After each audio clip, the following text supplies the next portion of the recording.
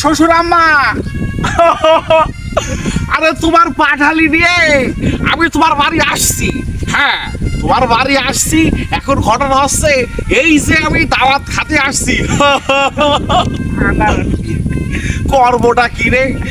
এই যে তোমার এই পাগলি পাঠালি আমার সাথে বিয়ে দিয়েছো। হ্যাঁ, এই পাগলি পাঠালি আসলে সুবিধার না, বুঝতে পেরেছেন? হ্যাঁ, আরে তোমার পাঠালি ভালো না। এই পাঠালি নিয়ে আমি আসলে খুবই যন্ত্রণায় আছি।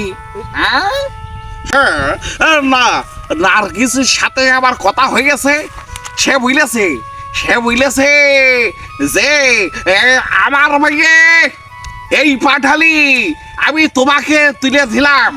কিন্তু ঘটনা হচ্ছে শ্বশুর আব্বা, 10 লাখ টাকা দিয়ে শ্বশুর আব্বা আর একটা মার্কেটের দোকান দেবো, বুঝতে পেরেছো? আর একটা শপিং মলের একটা চাইনিজ ফ্যাক্টরি করার প্ল্যান নিচ্ছি। ওগো তুমি এত কথা কোথায় বলছো?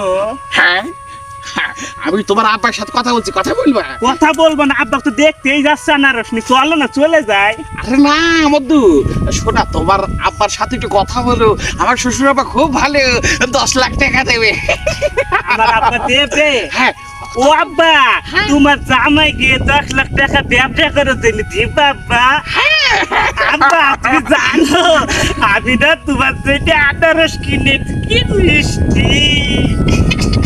আব্বু, এই তোমার জামাই এবার পোল্ট্রি খায় না, তুমি দেশি মুরগি রান্না করবো আব্বু। আরে কথা ভালো। আব্বু কি বলো না আম্মু, তোমার জামাই পোল্ট্রি খায় না, ব্রয়লার খায় না, আরে দেশি মুরগের গরুর গোশ খুব পছন্দ করে। আরে কি সুন্দর বানালি, আমার কত ভালোবাসা। আনারস, আনারস।